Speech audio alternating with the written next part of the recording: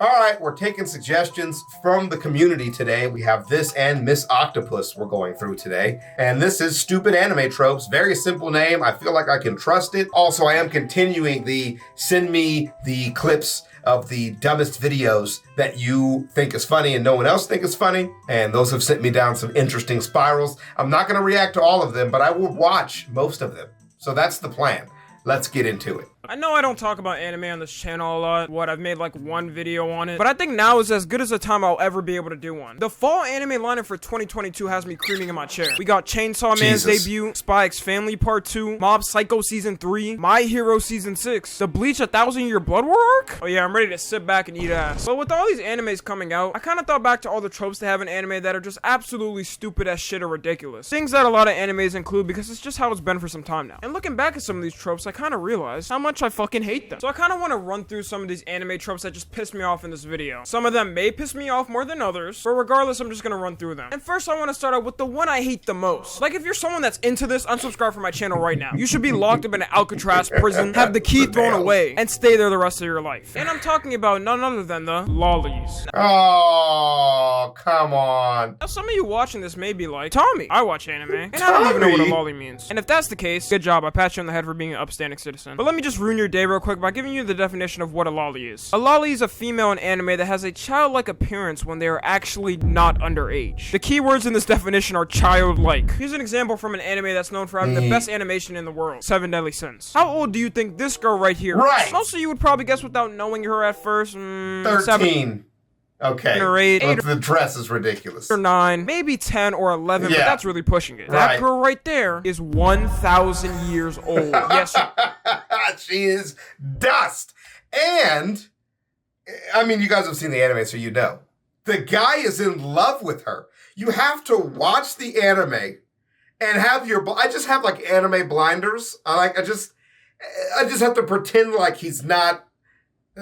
You did not mishear me. She is 1,000 years old. Tell me in what type of world where a girl looks like this and is 1,000 years old. That is a child! She looks like her first day of second grade is tomorrow morning. Does no one in their team sit them down and tell them, okay, this might be a little weird. She clearly has the body of an 8-year-old, even though she's 1,000 years old. So maybe we should think of changing it to something more mature. Get the fuck off the team. You know how we like them. You know how we like them looking. We like them looking young.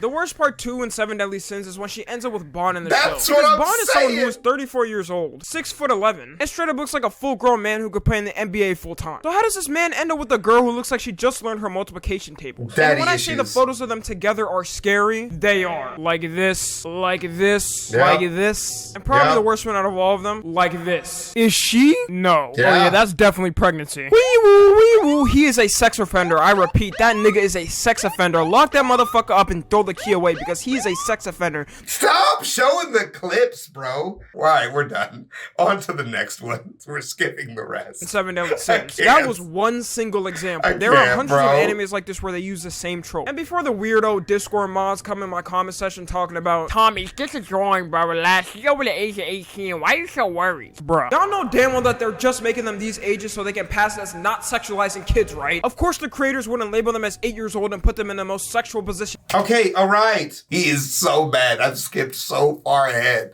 He's not playing with y'all. The thing is, on YouTube right now, without so many disclaimers, I actually can't even discuss those kind of topics of like, you know, and all that kind of stuff, even to say that it's really, really bad.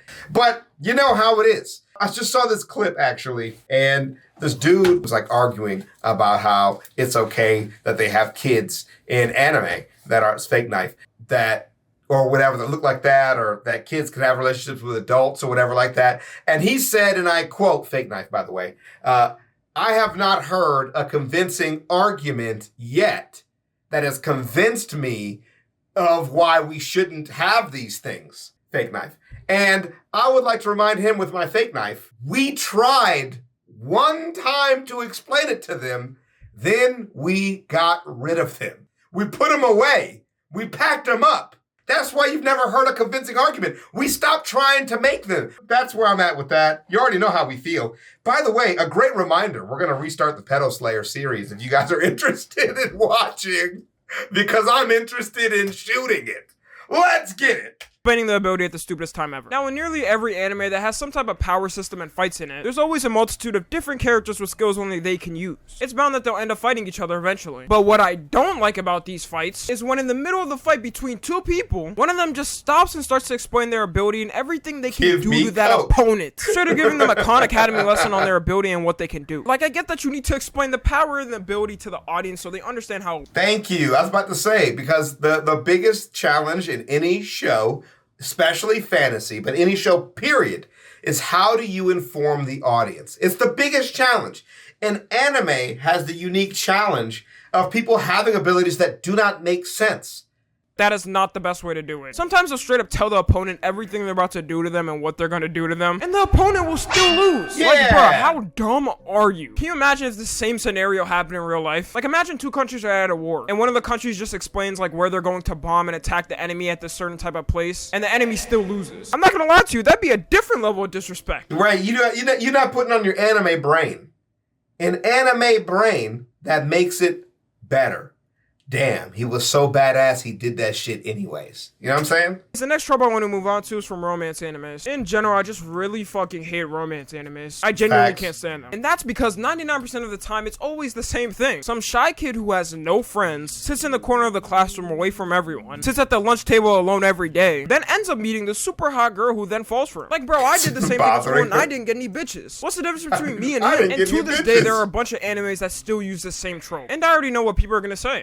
But Tommy, that's not every romance anime. You just gotta find another one to watch. Well, obviously it's not actually every romance anime, but it's always the ones that are trending and the most popular all of the time. Then there's also the thing in these animes where the characters themselves end up in the most crazy sexual positions ever in the show. I'm talking 69er, reverse fangirl, can girl, anything you can really think of. And then they'll just talk like friends the next episode like nothing happened. These romance main characters in these animes are better than me is all I'm saying. You wouldn't want a nigga like me in the positions they were at. Then to top it all off, the people who make romance animes extend the stories extra long for no reason. How long does it really take to ask a girl out on a date? If you ask a person who's making a romance anime, he'll tell you about 3 to 5 years of the story. One example of a romance anime like this is something called Rent a Girlfriend. So many people have complained about how much the creator has extended the story itself. The whole point of Rent a Girlfriend is that this complete loser, who's so down bad, downloads an app to find girlfriends. He has this girl that he really likes, and the girl also likes him back, but they never get with each other as usual in every romance anime. And to top it all off in this, he has like 5 other options to date, and he never gets a single one of them. Like, how do you fumble this badly, my nigga? You have 5 fucking options, bro. Just pick one and move on. And even one of my friends who started reading this told me he thought it was about to end 5 times when it actually didn't. Like, they'll bait the hell out of them about to get together, and then something comes up that completely stops them from not getting together randomly. The manga itself right now is on its 254th chapter, which is pretty much the equivalent of One Piece for romance animes. And I think we all know why it's going so long. These creators like to milk the hell out of it for every single penny they can get before it ends. But it's his job. He'd be mad at the man for his job. Creators for chasing a bag. I would do the same thing. Add something stupid he literally 5 times faster than they do. But hey, I can't really blame the creators for chasing a bag. I would do the same thing, to be honest. You're telling me all I gotta do is make it seem like they're about to get together every once in a while, and right before they do, add something stupid to stop them and extend the story? That's free money at that point. And the thing is, people are really hooked on these stories, even though they know it's never going to end. I wouldn't be surprised if Rent a Girlfriend is still going when I'm like 60 years old. Anyways, moving on. This guy is really cynical. I do like him. You were right. Trope. It's something I think a lot of my audience can relate to. The fatherless main character. It feels like in every anime, especially in the older shonen ones, the main character is either born without a father figure in their life, or their father's just not in their life in general. Which I never really understood, to be honest. Like, what's up with every anime dad and just not being in their son's life? It's not like the animes are based off Detroit or Chicago. Then I would understand the characters having no father. But it's just the case in nearly every random anime for some reason. And at the rare circumstances that the dad is actually in the character's life for once, they turn out to be the most deadbeat people in the fucking world. Yeah, I'm looking at you, Jim. Yeah, I'm looking at you, Dio's dad. I don't even remember your name, nigga. But they didn't talk about the fact that in Bleach his dad is around. And it's great. It's excellent. They even like retcon him at the end of the show to make him relevant somehow. It's amazing. Anyways, the next trope we got I like to call is the useless female character. Yeah, I'm talking about that typical shonen anime shit. When they set up the female character to be extra strong, train every single day to master their powers, learn every single ability in the book, psychoanalyze every enemy to ensure that their win is guaranteed. And at that point, I'm like, okay, I'm ready to see this girl whoop somebody's ass with all these abilities she's mastered. And then the creators just go like, smack. Alright, we set her up to be this powerful. She has all these abilities. You know what? Give that bitch a healing power real quick and make sure she forgets everything she learned. Wait. Huh?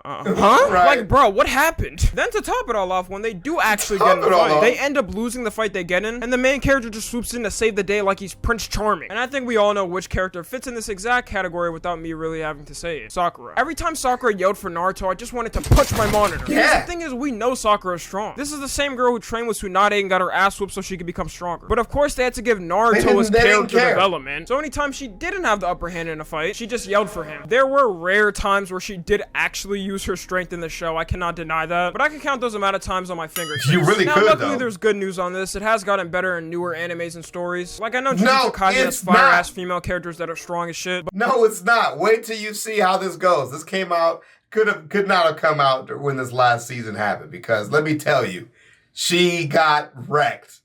They actually literally did it to her. Old shonen animes and all the animes in general, it was always like this. You can look back at every single old shonen anime and I guarantee it's like that. Anyways, the next trope we got is when they tease someone's death in the anime and it just doesn't happen. This happens so much at this point, I really don't get surprised. The amount of times One Piece does this in the story is kind of insane. An example of this I can remember off the top of my head is a character named Pell. Also, I want to add this, but spoiler warning for One Piece Alabasta arc if any of you guys are watching it. What? Do you know how Alabasta arc is as old as I am? Play it. It was a part of the Alabasta arc of One Piece. And towards the end of it, there was a bomb that was going to explode the entire city. So he decided instead of it doing that, he was going to take it to the sky and just sacrifice his life instead of everybody dying. Then boom, the bomb exploded and it looked like it completely obliterated him. But guess what? In the next couple of episodes, it turns out he was alive. What type of mofo could take a Hiroshima blast to the face and be alive to tell the story? It got so bad to the point that fans started speculating that it was censored due to 9/11. Yes, this is a real story, I'm not joking. Because 9/11 happened around the time the chapter came out. People thought, oh, they censored it because 9/11 happened. But nah, it was definitely false because this happens about 10 other times in the story. The next trope we got in animes that annoy me is fan service. Now, fan service has always been a thing in anime since the end of time. If you don't know what fan service is, it's pretty much shots in anime to make niggas that are horny happy. But there's some animes where it's to the point that it just ruins the plot. Like, they could be in a dead-ass serious conversation of how they're going to deal with something, maybe defeat the next major threat or villain in the universe, and some girl just comes out of nowhere with her milkers flying everywhere. You know it's bad when it gets to the point where it annoys the horny mofos. Like me, it gets me mad. That's a hard audience to piss off. And don't get it wrong, I like my occasional fan service in an anime, but I also actually like the plot itself, like the point I'm actually watching the show for. An example of an anime doing this all the time, and I mean all of the time, is Fire Force. I can't really watch this shit anymore and take it serious. When you have a character whose main ability is supposed to be fighting with fire, but just beats people up by stripping nude, you know people aren't reading it for the plot at that point. Might as well just make the whole story that thing and rebrand it as a hentai. That'll make you more money in the long run. I literally watched a whole video where I thought it was her being in a fight compilation, but she was just naked the whole video. And this next trope, I'm just gonna call it the clothing trope. AKA when the characters wear the same clothes for the entire show. It's rare in some animes that they even have a single outfit change for some people. Let's see some examples real quick. This is Naruto in episode 1, and this is Naruto in episode 222. This is Tanjiro in episode 1, and this is Tanjiro in episode 26. This is Austin. To be fair, these characters have outfits because they're like in school or like a part of a thing, right? This is Austin episode 153. I know damn well them clothes are musty as hell. Like Naruto, if you don't take off that goddamn sweatsuit, no wonder any kids didn't want to hang out with him. He probably smelled like ass. I wouldn't either. The next trope we got is the power of friendship. Every single time in a shonen anime where someone is about to lose a fight, they instantly have a flashback of all their friends, gain 10 times more strength than normal. The villain somehow loosens up, and they manage to beat that person. Oh, Fairy Tail's bad. Actually, they actually do it in Fairy Tail, but the worst one. Soul Eater. Man, I almost forgot the name of it. Soul Eater would have been one of the greatest anime of all time if it wasn't for that trash-ass ending with the power of friendship whittled in between it. We did skip around some parts of this video, but if you guys enjoyed it, make sure you check out TommyNFG. I definitely actually like this guy's personality. He's a little bit cynical, and I really like that. I really appreciate that. So, you know, make sure that you guys check out his channel. We probably will check out some other things that he's got pinned up, like characters nobody likes. I'm down for hater content. I'll see y'all in the next one. Peace.